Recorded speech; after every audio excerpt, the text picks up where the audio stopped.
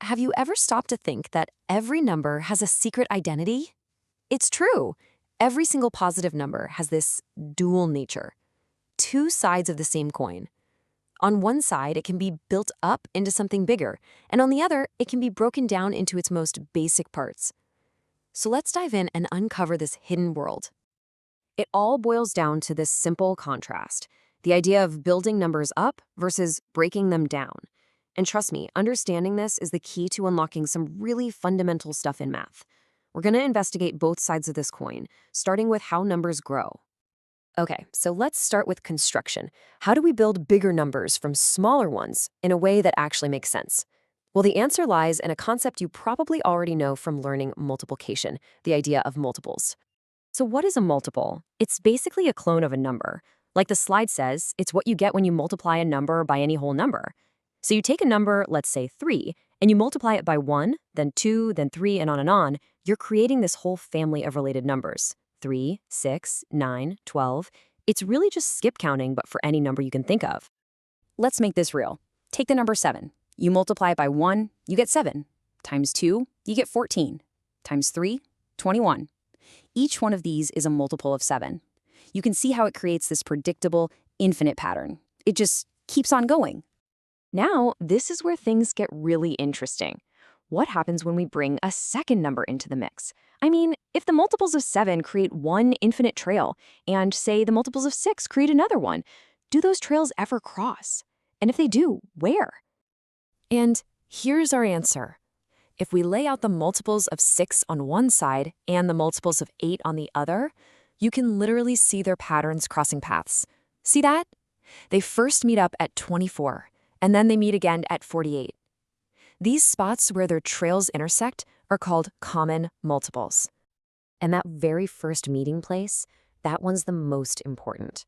It's got a special name, the lowest common multiple, or LCM for short. So for 6 and 8, the LCM is 24. It's the very first number that belongs to both of their families, the smallest number they both build up to. All right, so we've seen how numbers are built up. Now, let's flip that coin over and do the exact opposite. It's time to play detective and break a number down to find out what it's really made of. Welcome to the world of factors.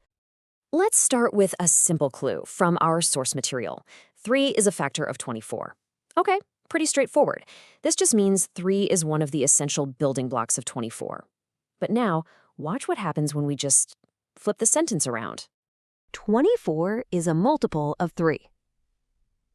Did you catch that? These two statements, they're just two different ways of saying the exact same thing. A factor is the building block, and the multiple is the finished product. They're totally connected. So what is a factor, really? Well, simply put, it's any number that divides into another number perfectly with absolutely no remainder. I like to think of them as the DNA of a number, the core components that, when you multiply them together, give you the number itself. So, how do you find these building blocks? The best way is to be systematic. Let's take the number 40 for a spin. We can always start with 1, because 1 times 40 is 40. Then we try 2. Yep, 2 times 20 works. How about 3? Nope, that's going to leave a remainder. Okay, 4? Yes, 4 times 10. We just keep going like this, finding all the pairs that multiply to make 40. And here it is. This is the result of our little investigation. Once we found all the pairs, we just list out every individual number we found. For 40, the complete set of factors is 1, 2, 4, 5, 8, 10, 20, and 40. That's it. That's the complete DNA profile of the number 40. Now, finding all the factors by just testing numbers is fine for something like 40. But what if you're dealing with a huge number, like, say, 6,786? We're going to need a faster way. We need a detective's toolkit of shortcuts. Yeah, this is the exact problem that mathematicians figured out a long time ago. Is there some way to tell if a massive number can be divided by, say, 3 or 4 without actually having to do all the long division? The answer is a huge yes, and honestly, it's pretty clever. And here it is, your secret cheat sheet. These are the divisibility rules. Some are super simple, right? A number can be divided by 2 if it's even, or by 5 if it ends in a 0 or a 5. But some are just beautiful. To see if a number is divisible by 3, you just add up all its digits. If that sum is divisible by 3, the whole original number is 2. How cool is that? The rule for 9 is almost the same. This is your toolkit for breaking down any number, no matter how big it is. But there's a funny little exception. In the middle of all these great shortcuts, our source material points out that for the number 7, well, there's no simple test. Sorry, it's just one of those weird little quirks that makes math so much fun. So, after all our investigating, we're left with this really powerful new way of looking at numbers. We've got a way to think about building them up and a way to think about breaking them down. Let's put it all together one last time. We started with this idea of building up versus breaking down, right? Well, now we can put the official names on those ideas.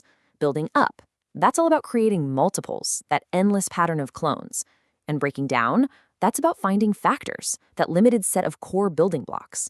These are the two sides of every number's identity.